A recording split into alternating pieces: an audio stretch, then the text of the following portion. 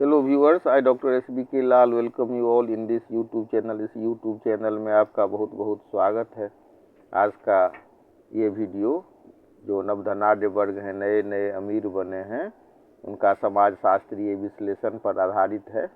इसमें हम देखेंगे कि भारत का सामाजिक ढांचा परंपरागत रूप से जाति, भूमि स्वामित्व और वंशानुगत प्रतिष्ठा पर आधारित रहा है, किंतु उदारीकरण के बाद एक नया वर्ग उभरा, नवधनाढ़ वर्ग, अर्थात ऐसे व्यक्ति जो नए नए अमीर बने हैं। यह वर्ग वंशानुगत अभिजात्य से नहीं बल्कि बाजार, उद्यमिता, तकनीक और वैश्विक पूंजी के माध्यम से उभरा है। समाजशास्त्रीय दृष्टि से यह परिवर्तन केवल आर्थिक नहीं बल्कि सांस्कृतिक और संरचनात्मक पुनर्संरचना का संकेत है। कार्ल मार्क्स के अनुसार समाज की संरचना आर्थिक आधार पर निर्मित होती है। जो उत्पादन के साधनों पर नियंत्रण रखता है वही शासक वर्ग बनता है।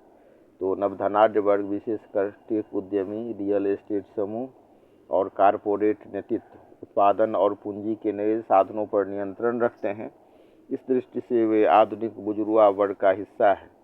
मार्क्सवादी विश्लेषण यह प्रश्न उठाता है कि क्या इस वर्ग के उदय से शोषण के नए रूप पैदा हो रहे हैं?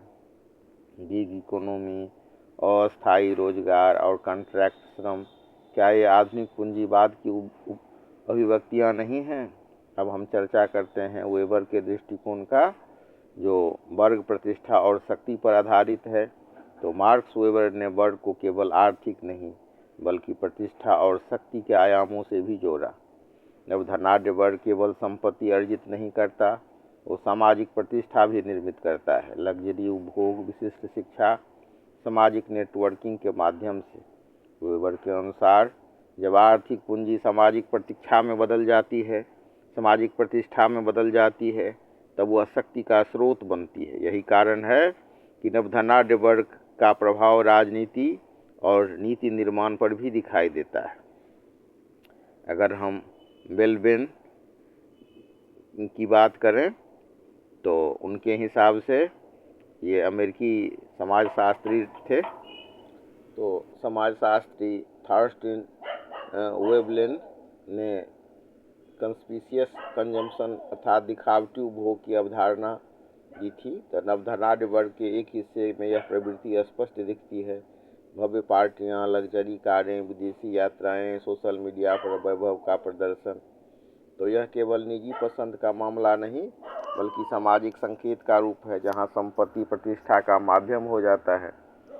तो परंतु जब देश की बड़ी आबादी अभी भी मूलभूत स्वास्थ्य, शिक्षा और पोषण से जूझ रही हो, तब यह वैभव सामाजिक संवेदनशीलता पर प्रश्न खड़ा करता है।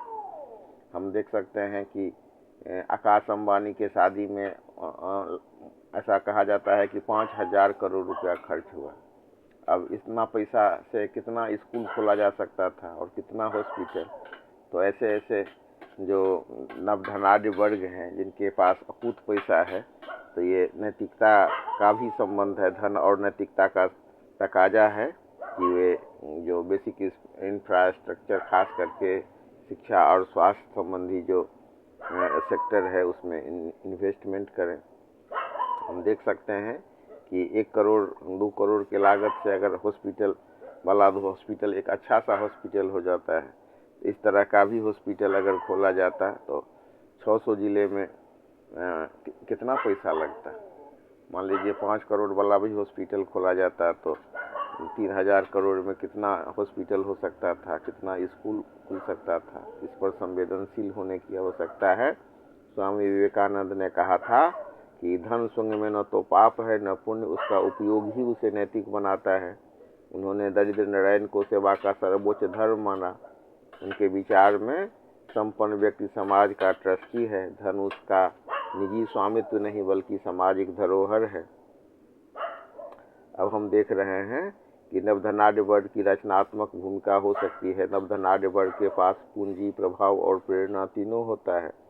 तो यदि यह वर्ग शिक्षा, स्वास्थ्य, ग्रामीण विकास और कौशल निर्माण में निवेश करे तो सामाजिक गतिशीलता बढ़ सकती है। तो नवधनाढ़ वर्ग आधुनिक भारत की आर्थिक ऊर्जा का प्रतीक है और उसे दोषी ठहराना पूरा गलत है, लेकिन मतलब जो अपेक्षा है उस पर हम कई बार देख सकते हैं कि ये खरा नहीं उतर पा रहा है। तो भारत का सामाजिक ढांचा परंपरागत रूप से जाति, भूमि स्वामित्व और वंशानुगत प्रतिष्ठा पर आधारित रहा है, और उदारीकरण के बाद जो नवधनाढ़ वर्ग उभरा है, तो ये वंशानुगत अब जाति नहीं बल्कि बाजार, उद्यमिता, तकनीक और वैश्विक पूंजी के माध्यम से उभरा है।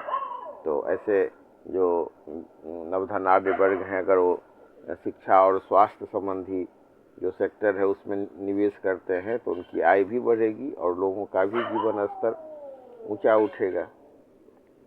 तो ये जो वेवलेन का जो कंस्पिशियस कंजम्पशन है, तो इसमें जो ये नवधनाढ़ वर्ग सब अपनी संपत्ति का खर्च करते हैं, वो प्रदर्शन सामाजिक मान्यता प्राप्त करने के लिए करते हैं। भारत में भव्य विवाह, लग्जरी ब्रांड, सोशल मीडिया पर जीवन शैली का प्रदर्शन इस प्रवृत्ति को दिखाते हैं। तो ये दिखावे की जो प्रवृत्ति है और दिखावे का जो प्रदर्शन है, उसके जगह जो वास्तविकता है और जो गरीबों की ज़िंदगी है उस पर इनको संवेदनशील होना चाहिए।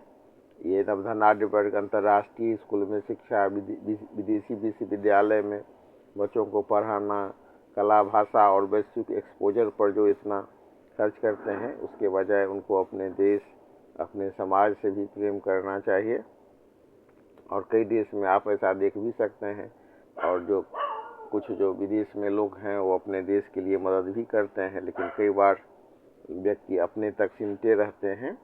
तो धन जो है सो समाज की धरोहर है, कुछ जो विचारक हैं उनके हिसाब से, और दरिद्र नारायण की सेवा एक धर्म भी है। तो धार्मिक ढंग से भी हम इसको समझ सकते हैं।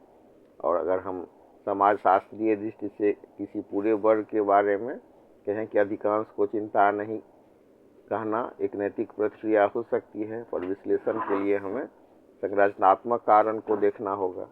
जब धनाढ़ वर्ग की जो संवेदनशीलता है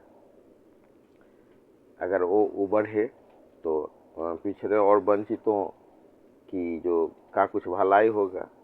कार्ल मार्क्स ने कहा था कि आर्थिक संरचना सामाजिक चेतना को आकार देती है। तो जो संपन्न वर्ग अपने ही सामाजिक घेरे में रहता है, गेटेड कम्युनिटी, निजी स्कूल, निजी अस्पताल, तो यह वंचितों के जीवन से कट जाता है।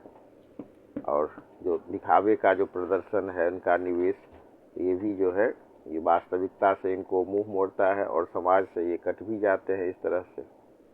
तो वास्तव में समस्या यह है कि परोपकार अक्सर ब्रांड निर्माण से जुड़ जाता है। संरचनात्मक असमानता पर सीधा प्रश्न कम उठता है और सामाजिक न्याय की बजाय दान पर जोर रहता है। तो इस तरह से असली प्रश्न है कि सामाजिक उत्तरदायित्व संस्थागत हो, कर व्यवस्था न्यायपूर्ण हो और सार्वजनिक सेवाएं मजबूत हो।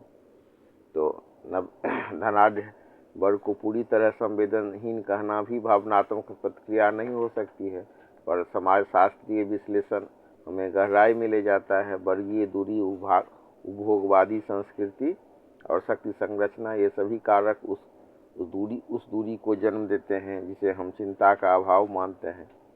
तो हमें ऐसा संरचना बनाना है, ऐसा सामाजिक संरचना बनाना है जिसमें संपत्ति सामाजिक उत्तरदायित्व से जुड़ी हो, विकास समावेशी हो और वंचितों की आवाज़ नीति में सुनी जाए, तभी आर्थिक प्रगति सामाजिक न्याय में परिवर्तित हो सकेगी। तो न्याय भारत, अगर हम प्रावधान, कानूनी प्रावधान और सामाजिक दायित्व के प्रावधान की बात करें, कानूनन क्या सब प्रावधान है, तो हम देख सकते हैं कि कंपनियों का सामाजिक दायित्व यानी कि CSR भी तय किया गया है। भारत दुनिया के उन देशों में है जहां CSR को कानूनी रूप दिया गया है। कंपनीज एक्ट 2013 की धारा 135 के तहत जिन कंपनियों का नेटवर्थ 500 करोड़ हो या टर्नओवर 1000 करोड़ हो या शुद्ध लाभ 5 करोड़ से अधिक हो, तो उनको कम से कम औसत लाभ का 2% CSR यानी कि सामाजिक जो उत्तरदायित्व है उसमें खर्च करना है। तो सैद्धांतिक रूप से यह व्यवस्था भारत को वेलफेयर स्टेट और मार्केट इकोनॉमी का मिश्रित मॉडल बनाती है। फिर समस्या कहाँ है कि कंपनियां CSR को नैतिक दायित्व नहीं बल्कि कानूनी औपचारिकता मानती है। वर्ष के अंत में जल्दीबाजी में खर्च और वास्तविक सामाजिक प्रभाव का अभाव, रिपोर्टिंग में सजावटी भाषा, तो ये सब इस प्रावधान को भी विफल बनाती है। तो CSR का बड़ा हिस्सा मेट्रो शहरों या कंपनी के मुख्यालय के आसपास खर्च होता है, जबकि पिछड़े क्षेत्र, आदिवासी इलाके, आकांक्षी जिले अक्सर उपेक्षित रह जाते हैं। तो कई बार CSR परियोजना अधिक प्रचार उन्मुख होती है, जन उन्मुख कम। तो इस तरह से जो ये भी इसका भी पूरा लाभ नहीं मिल पाता है। लेकिन कई सकारात्मक उदाहरण हैं, जैसे टाटा ग्रुप परंपरागत रूप से शिक्षा, स्वास्थ्य और जन कल्याण में अग्रणी है। इन्फोसिस की बात करें तो वो भी शिक्षा और डिजिटल सशक्तिकरण में ठीक ठाक काम कर रही है। और रिलायंस इंडस्ट्रीज का जो कार्य है स्वास्थ्य और ग्रामीण विकास में है, लेकिन उतना ज़्यादा नहीं है। और ये भी जो इन्फोसिस, टाटा ग्रुप, ये सब का भी जो शिक्षा और स्वास्थ्य के क्षेत्र में या सामाजिक कार्य में जितना काम होना चाहिए, तो वो सब भी उतना उस हिसाब से नहीं है, लेकिन फिर भी थोड़ा सा है। ये पूरा व्यापक होना चाहिए और पूरे देश में होना चाहिए, सुदूर इलाका में भी होना चाहिए, खास करके जहाँ पर सरकार व्यवस्था नहीं कर पा रही है, तो वहाँ होने से अच्छा होगा। और सबसे बड़ी बात ये होती है कि जब ये इन कंपनियों का जो स्कूल होता है, तो उसमें अनुशासन भी रहता है और गुणवत्ता भी रहती है। तो इनका निवेश अगर ये होगा और तो ये देश के लिए अच्छा होगा और लागत भी कम लगे, ऐसी व्यवस्था हो जो मुफ्त नहीं हो लेकिन सस्ता हो, इसका ध्यान रखना चाहिए।